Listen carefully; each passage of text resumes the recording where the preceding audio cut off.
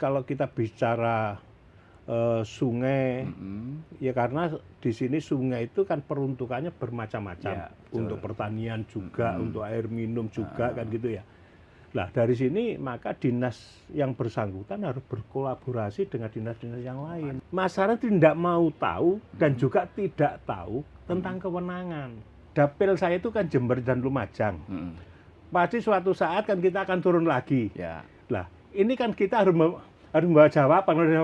Oh ternyata cuman omong doang lah. Kan tidak seperti itu. Jadi tetap kita tanyakan lagi seperti apa. Sampai ada jabatan konkret, bisa tidak seperti itu. Kalau kita hanya mengandalkan APBD, mengandalkan APBN, melihat kebutuhan lapangan, pasti jawabannya tidak cukup. Kebutuhan lapangan besar, tapi ketersediaan fiskalnya terbatas. Ya.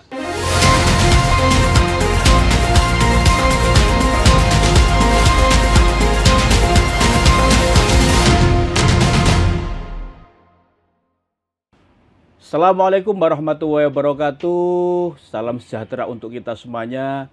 Tribuners, bertemu lagi dengan saya Mujib Anwar, jurnalis senior Tribun Network, dalam acara yang selalu ditunggu-tunggu, podcast DPRD Jawa Timur, Gebrakan Wakil Rakyat. Tribuners, air bersih dan sistem irigasi yang memadai merupakan kunci utama peningkatan produktivitas pertanian di Provinsi Jawa Timur. Karena memastikan pasokan air yang stabil untuk sawah dan lahan pertanian bisa mengurangi resiko gagal panen, dan ini penting untuk meningkatkan kesejahteraan para petani kita.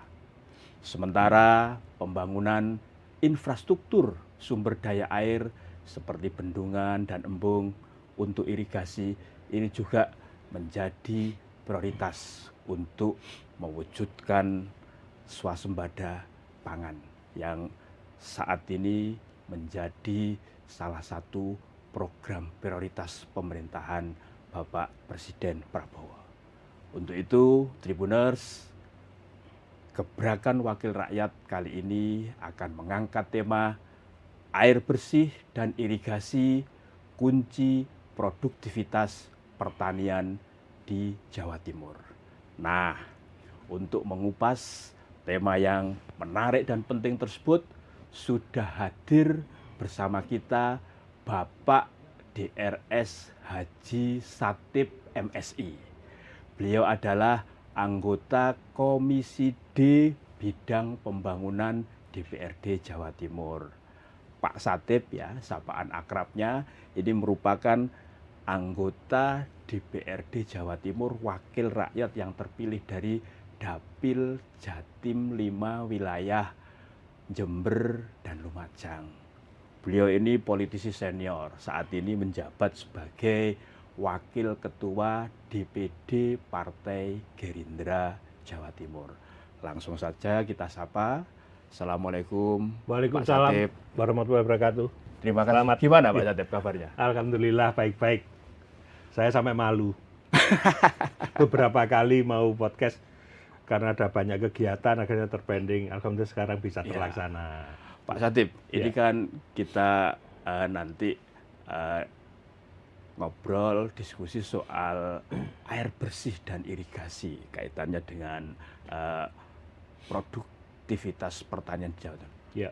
Saat ini Pak Satip, kondisi air bersih dan irigasi di Jawa Timur itu seperti apa sih? Mungkin bisa dijelaskan terlebih dahulu. Iya. Jadi gini, Cak Mujib. Mungkin Cak ya, enggak apa ya? Ya. Oke. Biar awet muda. Awet tua atau awet muda? Pak Satip juga awet muda ya. Sudah apa namanya di atas 60 tapi masih fresh ya. Jadi gini, kalau kita bicara air, sungai yang ada di Jawa Timur, sebenarnya kita juga harus bicara tentang kualitas dan kuantitasnya. Gitu. Kalau kita bicara kualitas, bahwa sungai-sungai yang ada di Jawa Timur ini kondisinya juga banyak yang kurang baik-baik saja. Ya. Karena di sini secara kualitas masih banyak sungai-sungai yang kualitasnya kurang baik akibat adanya pencemaran. Salah satunya sampah. Sampah. Ya. Terus kemudian ada juga yang terkontaminasi limbah B3. Nah, kemudian di situ akhirnya apa? Perubahan warna airnya. Iya, iya. Yang airnya jernih akhirnya menjadi kotor. Iya, iya, iya. Kemudian baunya juga ini karena limbah. Lah, kalau hal ini semacam masih terjadi, tidak kita tangani secara serius, mau tidak mau dampak terhadap pertanian akan sangat tinggi. Ya. Padahal di Jawa Timur ini kan salah satu andalan nasional. Lumbung pangan nasional. Lumbung pangan Ya. nasional.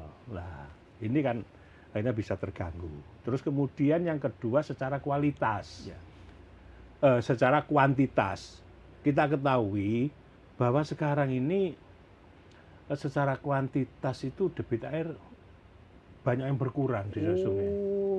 Itu juga tidak lepas karena hulu sungainya ini sudah berubah peruntukannya. Ya, ya, ya. Terus juga kemudian banyak berdirinya perusahaan air kemasan. Ini tidak mau ini juga berpengaruh. Dengan adanya pola pembangunan yang masif, kurang memperhatikan lingkungan, ini juga akan mengganggu debit airnya. Lah, kalau dua hal ini antara kualitas dan kuantitas ini berjalan seiring, saya khawatir justru target swasembada pangan khususnya dari Jawa Timur bisa terganggu. Ya, ya, ya. Sekarang dengan kemampuan Jawa Timur sudah menyumbang secara nasional 12%, ini sesuatu yang luar biasa. Tetapi kalau dua hal ini bisa kita atasi, kemudian sungai kita kembalikan ke fungsi semula, insya Allah ini untuk peningkatannya bukan hal yang sulit, kan bisa mudah terjadi seperti itu. Kalau secara infrastruktur pertanian sendiri, Pak, seperti apa kondisi yang Pak Chatib cermati? Kalau kita bicara infrastruktur, ya sebenarnya memang gini, kita itu kan tidak bisa ya kalau kita bicara sungai, ya karena di sini sungai itu kan peruntukannya bermacam-macam, Ya, untuk pertanian juga, untuk air minum juga kan gitu ya. Nah dari sini maka dinas yang bersangkutan harus berkolaborasi dengan dinas-dinas yang lain. Makanya kolaborasi itu menjadi sangat penting ya, Pak Chatib. Betul. Lah sekarang gini, kalau kita menyelesaikan satu persoalan lewat satu dinas, ya ini akan timpang. Maka dari sini, karena di setiap provinsi ini ada Bapeda, maka ya harus mengatur orkestrasinya ini Bapeda. Bagaimana caranya ngemetkan antara pola pembangunan dan revitalisasi sungai dengan pertanian. Nah, sehingga kaitannya dengan sungai ini bisa termanfaat lebih baik. Saya tidak ingin gini, saya tidak ingin, saya Mujib, di Jawa Timur ini yang sekarang di Indonesia itu musimnya ada 2 musim, kemarau dan hujan. Saya tidak ingin terjadi tambahan 1 musim banjir. Oh, karena adanya anomali cuaca ya kadang. Betul, itu pertama. Kemudian yang kedua, karena banyak sungai yang sekarang itu sudah mengalami sedimentasi. Pendangkalan. Nah, ini juga berpengaruh gitu loh, berpengaruh terhadap pertanian. Nah, dari situ maka ini harus berkolaborasi dengan lembaga-lembaga yang lain agar kaitannya dengan perawatan sungai ini bisa berjalan dengan baik. Misalkan gini, di hulu, ketika sekarang mata airnya sudah berkurang, berkurang debitnya atau yang lainnya banyak yang mati, itu kan juga tidak lepas dari di daerah aliran sungai itu seperti apa sekarang, sudah berubah peruntukannya. Nah ini harusnya ini dilakukan kaitannya dengan perhutani misalkan, dengan PTP misalkan. Nah ini bagaimana mereka itu bisa melakukan reboisasi ini agar debit air dan mata air di situ bisa tetap terjaga. Di dapilnya Pak Satip itu kan ada dua ya, sungai, misalkan Sungai Bedadung sama Sungai Bondoyodo. Bondoyodo. Yang di Sungai Jember Tanggul lagi ada. Ada Sungai Tanggul dan beberapa sungai yang lainnya ya, yang Betul. mengaliri area pertanian di wilayah Jember dan Lumajang. Lah kan Pak Satip pasti sering kan yang namanya turba, Ya. menyapa konstituen. Ya. Apa Pak aspirasi yang paling sering disampaikan lah yang perlu Pak Satip perjuangkan terkait soal bidang pertanian Ya. ada soal air bersih, ketersediaan air, irigasinya dan beberapa hal termasuk pupuk pastinya ya kan seperti itu. Silakan Pak Satip. Jadi gini, kalau saya mencoba bicara kaitannya dengan dapil ya, ini bisa kita petakan dapil Jember Lumajang itu dibagi dua, satu sisi utara, sisi selatan. Nah, kalau sisi utara seperti termasuk dari Lumajang, tarik ke timur, itu kan banyak pegunungan-pegunungan. Mulai Kelakah sana ya? Ya, banyak pegunungan, Semeru, muter itu pegunungan lah. Justru hulu sungai itu kebanyakan di pegunungan. Di pegunungan. Sehingga ketika di sini musim hujan, maka untuk hilirnya kebanyakan menerima banjirnya. Kiriman ya? Kiriman dari hulu. Tapi ketika musim kemarau, juga yang mengalami permasalahan kaitannya dengan hasil pertaniannya juga yang dihilir. Nah, dari sini masyarakat itu kan gini, Cak. Masyarakat tidak mau tahu dan juga tidak tahu tentang kewenangan. Sekarang gini, ketika saya turun ke lapangan, baik itu turba atau ada kegiatan kenegaraan, masyarakat masih menyampaikan kaitannya dengan dengan aliran sungai. Dasnya ya? Dasnya. Daerah aliran sungai. Terus kemudian kaitannya misalkan ketika kemarau, pasti mereka selalu menyampaikan ke kami, mengeluh kaitannya dengan kekurangan air, sehingga gagal panen. Ketika musim hujan banjir, mereka akan mengalami sawahnya juga jadi masalah. Lah, dari sini makanya masyarakat tidak tahu tadi disampaikan. Padahal kan gini, kewenangan kaitannya dengan penanganan irigasi untuk luasan lahan 0 sampai 1.000 hektar ini kewenangan kabupaten. 1.000 hektar sampai 3.000 hektar ini kewenangan provinsi. 3.000 ke atas kewenangan pusat. Nah, masa tidak mau tahu ini? Nah, dari situ ini merupakan satu tantangan bagi saya. Tantangan bagi saya.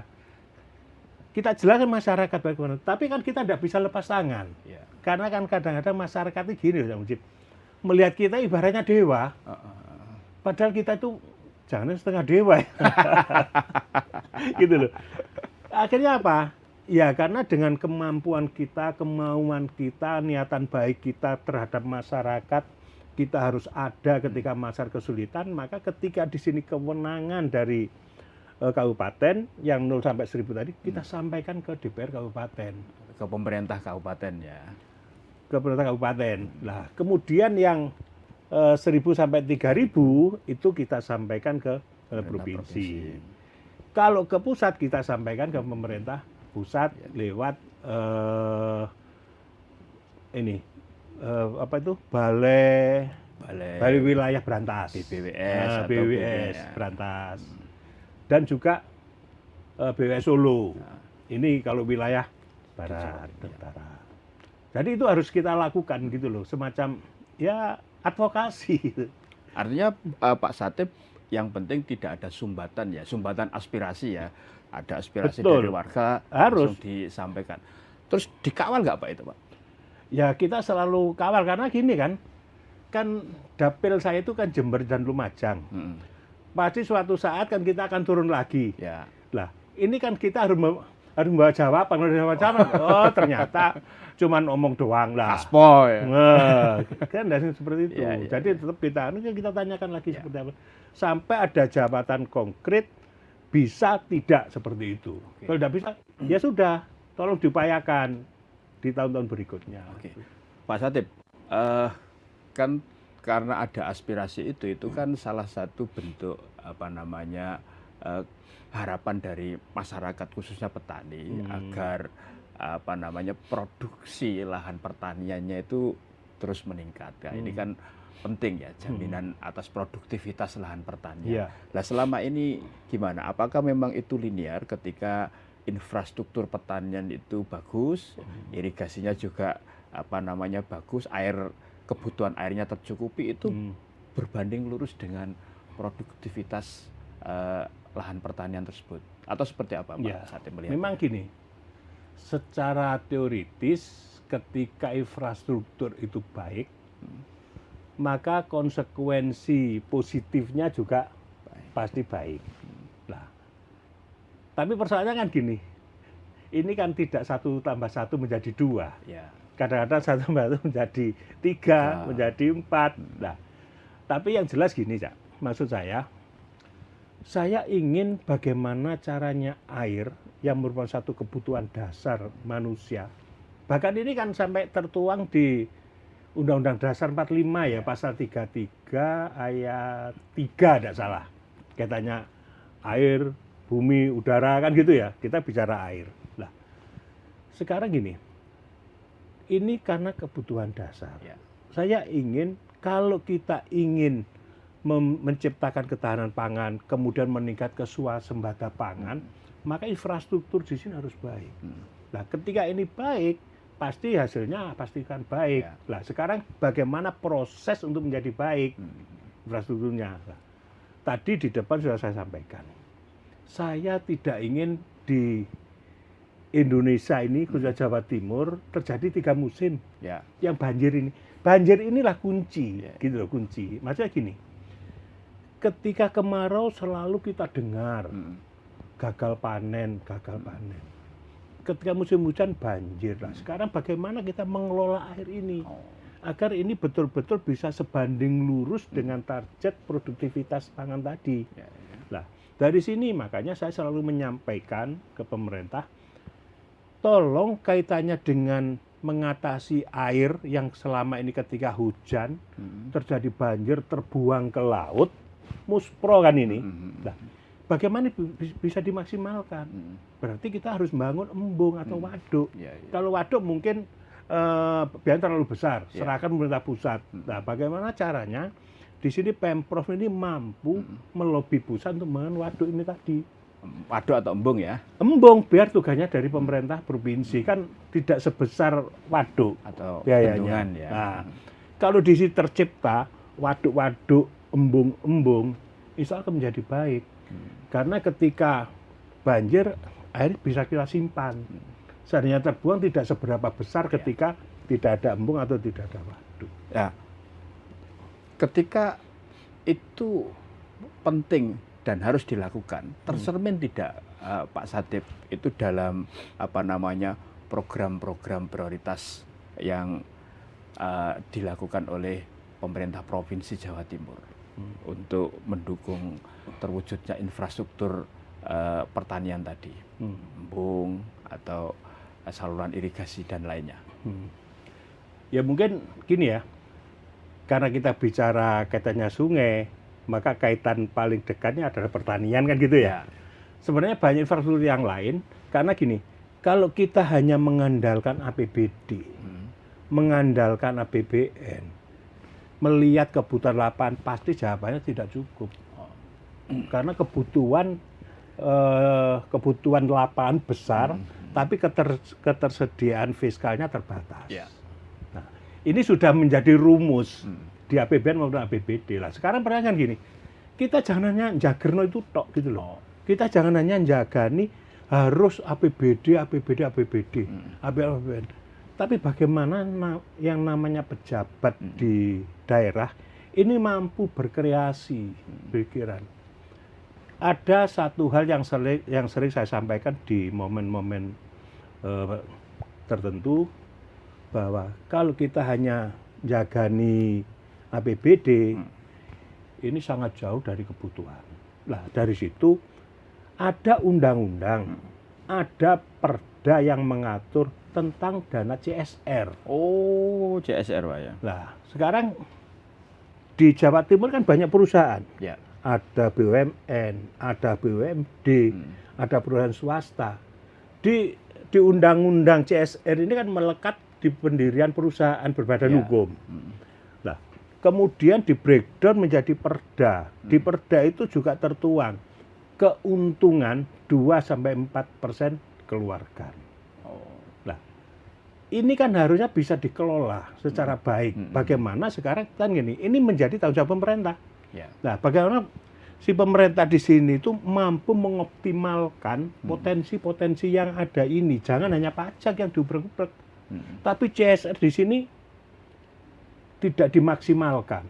Nah, saya ingin di sini ada sebuah lembaga yang betul-betul di sini tuh menangani CSR. Ini akan sangat membantu karena ada contoh, Cak. Apa itu, Pak? Ada contoh gini, di Jember beberapa waktu lalu jalan provinsi sempat ditutup oleh warga di Puger. Nah, itu kan akibat jalan yang dilewati kendaraan sebuah perusahaan di situ over tonase. Badan jalan provinsi punya keterbatasan bebannya. Ternyata kelasnya itu beda ya. Misalnya kelas C tapi dilewati oleh kendaraan yang tidak otomatis kan cepat rusak. Nah, akhirnya ditutup.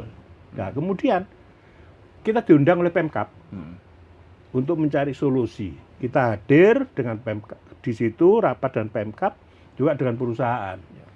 Kita tawarkan beberapa skema. Karena kalau kita hanya menunggu APBD, akhirnya kan kemampuan APBD terbatas. Kalau dibawa ke Jember semua, kan kasihan daerah yang lain.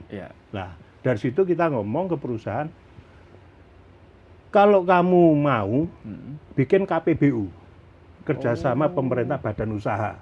Ini ada aturannya juga. Kemudian kalau tidak mau, CSR kamu keluarkan untuk bangun ini. Akhirnya apa? Perusahaan tersebut mengeluarkan CSR dengan membangun jalan 1 kilometer, tapi tahap pertama dibangun sejauh 500 meter. Jadi 1 kilo dikerjakan separuh dulu, 500 meter. Ini luar biasa, ini bagus ini, gitu loh. Dan itu bisa jadi portofolio ya, yang tadi Pak Satip harapkan tadi ya. Betul, maksud saya apa? Di CSR itu kan corporate social responsibility. Nah, ini kan kepedulian perusahaan terhadap lingkungan.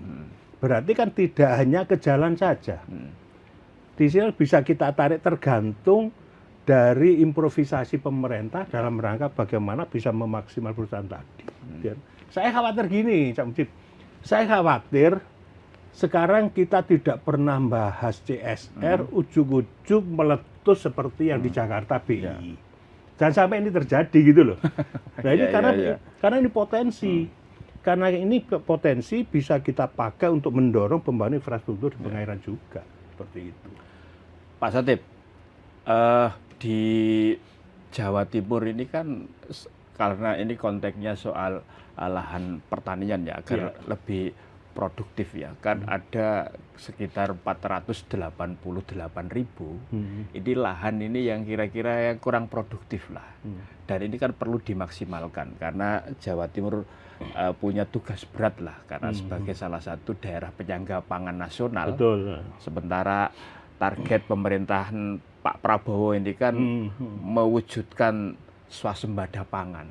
Nah, apa Pak yang mesti dilakukan atas 488.000 lahan yang kurang produktif agar menjadi lebih produktif? Ya kan gini, di setiap pemerintahan itu kan pasti ada Bapeda, Badan Perencanaan Daerah.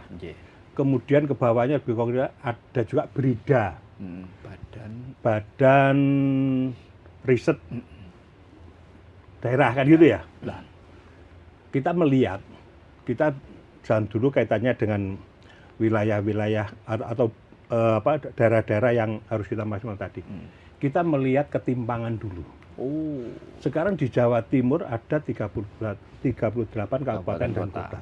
Kita lihat daerah mana daerah ketimpangan ini cukup tinggi. Nah, ini harus kita perhatikan bagaimana BRIDA berperan, bagaimana Bapeda juga berperan. Nah, misalkan daerah-daerah tadi yang harus kita optimalkan pemanfaatan lahannya. Di situ harus kita lihat dulu, kira daerah tersebut yang cocok itu untuk apa? Oh, peruntukan lahannya. Ya? Peruntukan lahannya dulu. Ini cocoknya ditanami apa, kayak gitu ya. Kalau misalkan di sini ya tanah kering, Ya. terus kemudian kita berangan-angan mau nanam padi, ya kan nggak bisa.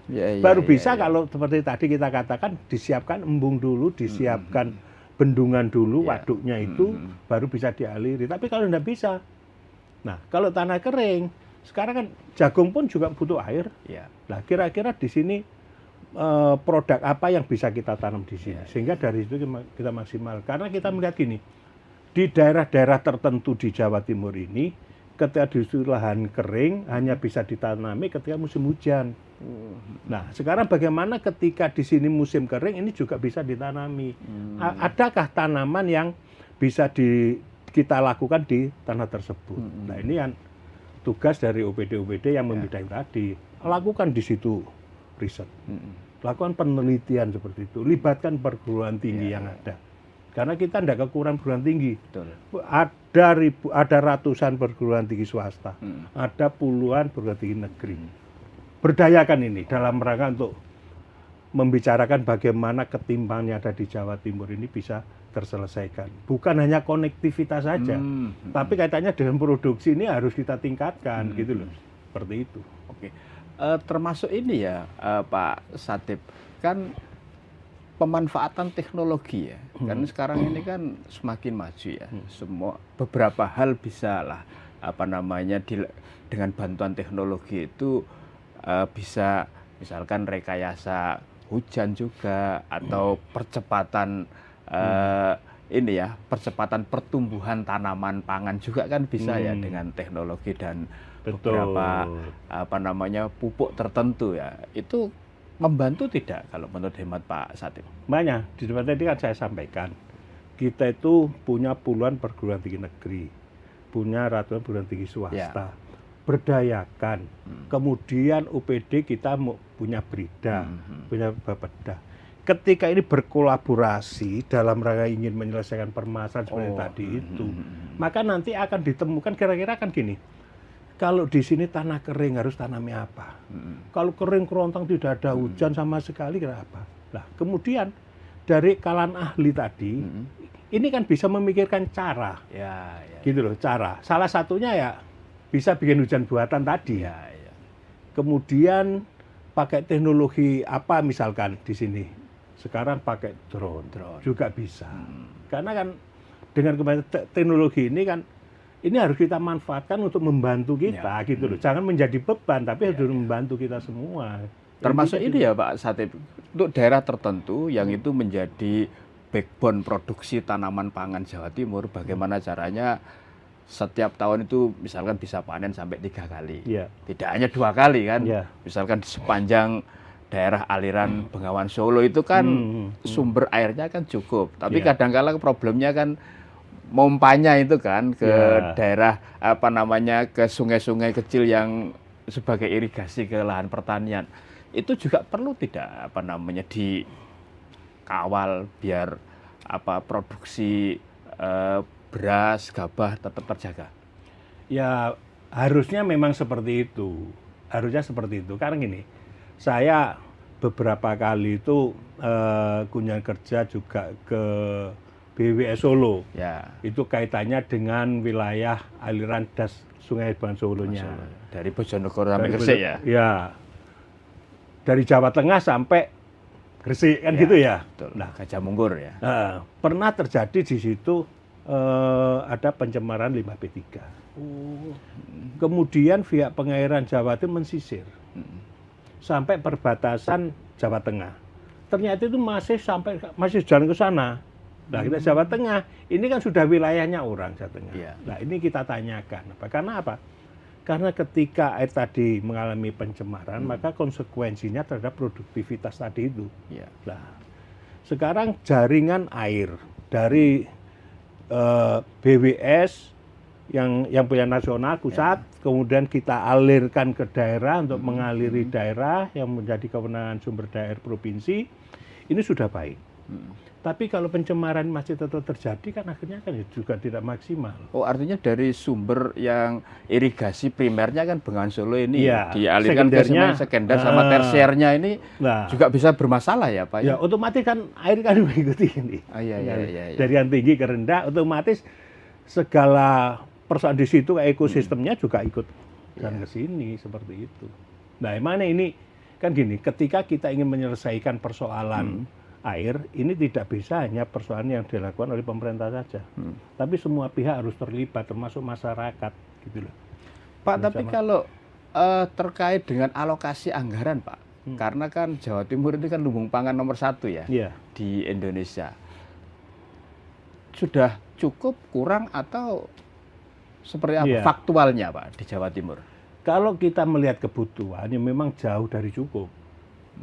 Sangat kurang sekali gitu. Makanya dari kebutuhan yang ada di lapangan dan ketersediaan fiskalnya yang dini, maka harus digenjot dengan cara kreativitas kita untuk mencari sumber anggaran gitu loh. Kita tidak bisa mengandalkan ini saja gitu loh. Saya kasih contoh kaitannya seperti Jember tadi itu kaitannya dengan jalan. Nah, ketika kita maksimalkan jalan lewat CSR, kenapa pengairan tidak bisa? Harusnya juga bisa. Banyak perusahaan yang bergerak di bidang pertanian kok. Kan bisa kita arahkan ke sana juga. Kalau mengandalkan APBD sangat berat sekali lihat kebutuhan lapangan. Saya eman gini, eman karena Jawa Timur sebagai lumbung pangan nasional gitu loh. Kalau ini digenjot lagi dengan skema secara sistematis seperti tadi, insya Allah akan lebih bagus lagi. Karena Jawa Timur sekarang juga pintu gerbang Nusantara. Gitu. Tapi kan apa namanya Presiden sudah menyatakan kan IKN kan ibu kota politik kan, ekonominya tetap di Jakarta. Pak, di beberapa daerah itu ini ada semacam ini ya perebutan ini soal alokasi irigasi untuk pertanian. Jika itu terutama di wilayah perbatasan, ini kan sering kali muncul lah. Tadi, mestinya ini sumbernya dari daerah ini, tapi mengalirnya kok lebih banyak ke daerah A, kan seperti itulah. Itu berdampak kepada ini ya, memunculkan semacam konflik meskipun bisa diredam lah di antara para petani itu. Seperti apa, Pak Satip? Kira-kira solusinya itu apa jika terjadi hal seperti itu? Ini kan sering kali muncul ini, terutama di wilayah perbatasan, misalkan Jember dengan Lumajang, terus kadang-kala Situbondo dengan Bondowoso kan kadang-kadang kan ada muncul seperti itu. Ya, kalau antar wilayah dalam satu provinsi, insya Allah kan lebih mudah. Yang paling sulit itu kan ketika di luar provinsi, seperti sungai-sungai milik provinsi itu tadi Bengawan Solo tadi. Bengawan Solo, terus sungai-sungai lain yang ada di perbatasan sana, itu kan juga tidak menutup kemungkinan yang hulunya ada Jawa Tengah, hilirnya ada Jawa Timur. Kemudian apalagi Bengawan Solo sebesar itu. Nah, ini kalau di provinsi mungkin lebih berat, tapi kalau antar kabupaten saya pikir lebih mudah karena kan di pengairan itu ada yang namanya forum pemakai air, kemudian ada HIPA, pengusaha air, pengguna air.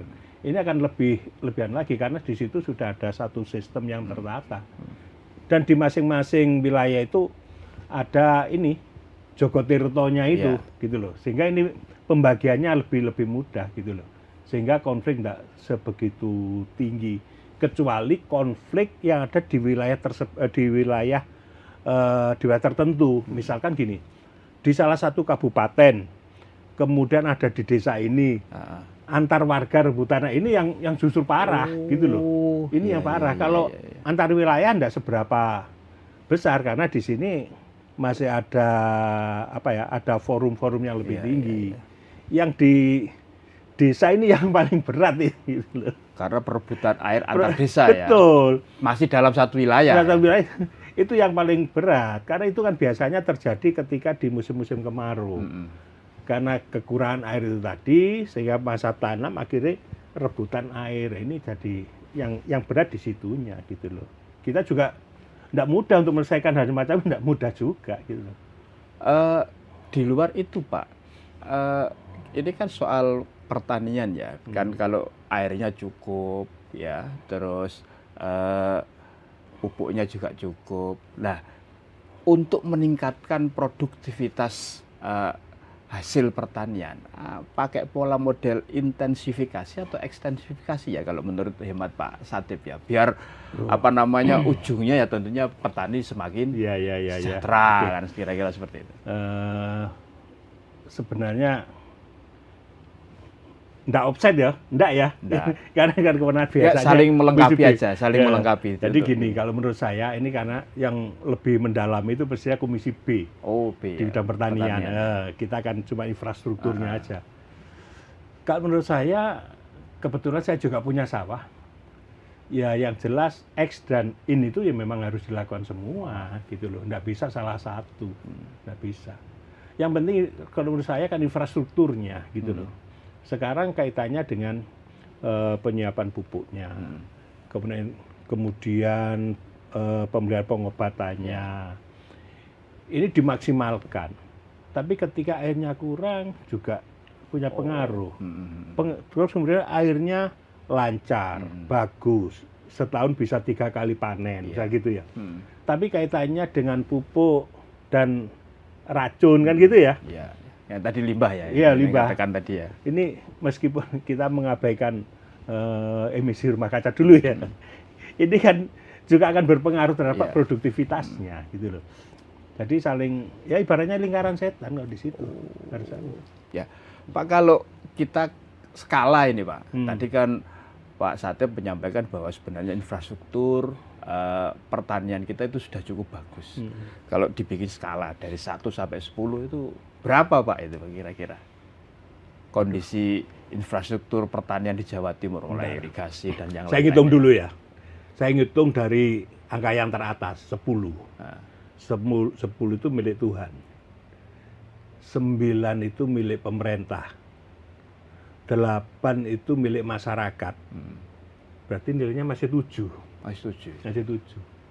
7 itu masih tetap dapat pitulungan Pak ya? Masih pitulungan. Karena pitu ya. Ya jadi gini loh intinya. Artinya untuk menuju ke yang lebih tinggi lagi dari 7 ke 8 sampai ke 9, kalau ke 10 mungkin karena milik tadi ya, Pak Satip katakan milik Tuhan. Apa Pak yang mestinya perlu dan mendesak untuk dilakukan? Yang pertama kan gini, kalau ingin menuju 10 ya. 9 lah kira-kira ya. Enggak 10, enggak apa-apa. Kan 10. Yang nanti paling sampai 9 luar biasa. Iya. Jadi 7 tadi masyarakat. Ya. Seberapa jauh sih masyarakat itu terlibat dalam sebuah proses pembangunan? Ya. Jangan sampai masyarakat di sini hanya sebagai penonton, sebagai objek. Jangan libatkan masyarakat. Misalkan gini, ketika kita mau membangun sebuah infrastruktur pengairan, yang mau dibangun itu di mana? Di satu tempat A misalkan. Tolong masyarakat di wilayah A ini kamu undang. Kamu undang, kamu kasih tahu bahwa di sini mau dibangun seperti ini. Apa masukan Anda? Karena yang menggunakan mereka. Gitu loh. Nah, setelah ini baru kita tanya pemerintah. Kesiapan anggarannya, ada enggak anggarannya?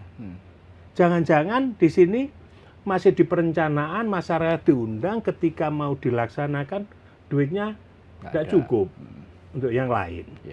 Nah, kemudian ketika yang ini sudah selesai, kemudian pertanyaan gini, apakah sudah selesai perencanaan? Oh sudah, masyarakat sudah diundang beri masukan gini-gini, sehingga masyarakat rebuk ya. Betul, sudah selesai. Terus kemudian dilihat pemerintah, ketersediaannya anggaran ada. Yang terakhir Allah, milik Tuhan, kan gitu toh Tuhan. Ketika program yang baik ini tadi, memang di sini itu Allah sudah menggariskan baik, berarti jadi menjadi 10. Setidak-tidaknya 9 ini sudah bagus kan gitu ya. Nah, yang satu ini kan menentukan Tuhan ini.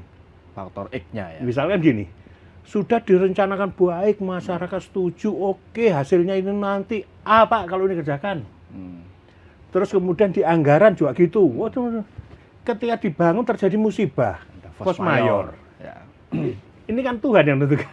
Nah, itu yang saya maksud tadi. Kalau 10 ini milik Tuhan, 9 milik masyarakat, milik pemerintah, 8 milik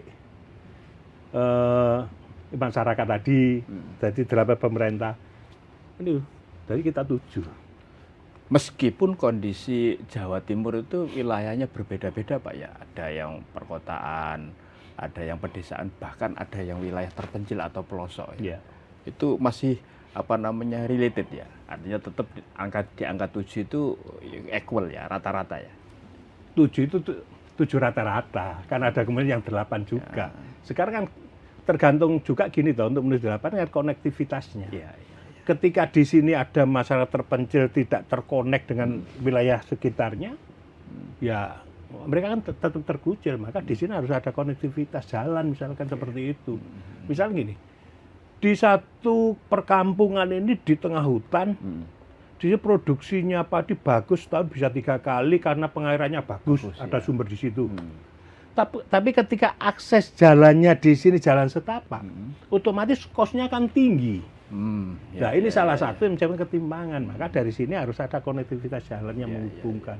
Ketika jalannya baik, lebar, kendaraan roda 4 bisa jalan, lancar, otomatis kosnya kan juga sedikit.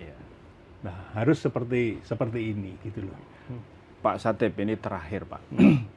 Apa Pak Satip harapan serta pesan lah dari Pak Satip agar ya air bersih ya dan irigasi serta infrastruktur pertanian di Jawa Timur itu betul-betul berdampak terhadap peningkatan produktivitas hasil pertanian yang di ujungnya tentu menjadikan para petani kita itu menjadi lebih sejahtera. Silakan Pak. Baik, Cak Muji, memang karena ketika kita bicara asik itu waktu itu ternyata rasanya cepat sekali ya. Kalau kita bicara kaitannya dengan infrastruktur air, pertanian, maka tidak lepas kita harus kembali lagi bahwa air itu adalah kebutuhan dasar kita. Ketika air menjadi kebutuhan dasar kita, maka harus kita bicara kaitannya dengan kewenangan, hak dan kewajiban kita. Nah, dari sini makanya karena air menjadi kebutuhan dasar kita, maka pihak pemerintah, kemudian pihak swasta, juga masyarakat harus berkolaborasi dalam rangka untuk menjaga air. Nah, di sini sebenarnya saya ingin juga menambahkan gini. Saya ingin, karena sekarang itu generasi di Indonesia terbesar adalah generasi muda, bagaimana caranya pemuda ini mempunyai kepedulian terhadap pertanian. Karena saya melihat di sini petani-petani itu kok kalangan tua yang banyak. Nah, sekarang menjadi tugas pemerintah bagaimana caranya mendorong generasi muda ini untuk bisa masuk ke wilayah pertanian. Kebetulan generasi muda sekarang ini kan ada ketika di zaman digital. Dan kemudian pemuda itu mempunyai energi yang besar. Mempunyai kemampuan, cara berpikir, dia itu senang menghadapi tantangan.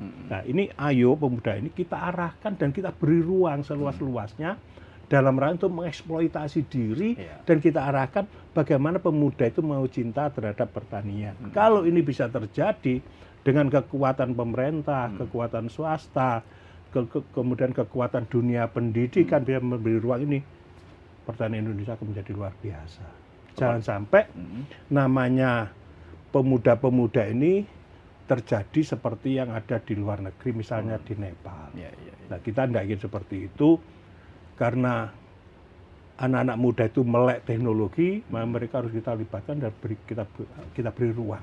Apalagi Indonesia kan saat ini kan mendapatkan yang namanya bonus demografi. Betul. Di mana Gen Z sama milenial itu menjadi mayoritas ya. Betul. Itu harus dimanfaatkan betul untuk menuju Indonesia Emas 2045 ya. Iya. Jangan sampai Indonesia Emas 45 itu bukan kita yang menikmati.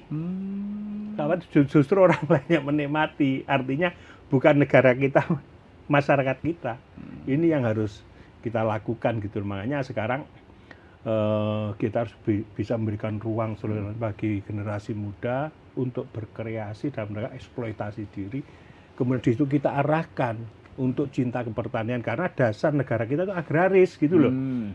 Nah, sehingga teknologi-teknologi pertanian inilah yang harusnya bisa tercipta menjadi dasar pembangunan yang ada di Indonesia. Dan khusus untuk pertanian, bagaimana mengejawantahkan yang filosofi dari petani, oleh Betul. petani dan untuk petani. Iya, Demi betul. terwujudnya swasembada Pangan. pangan seperti yang Diingatkan kita semua ya. Ya. Pak Satip, terima Siap. kasih ini. Tidak terasa sudah Sama-sama, Mas Puji. hampir 1 jam. Iya.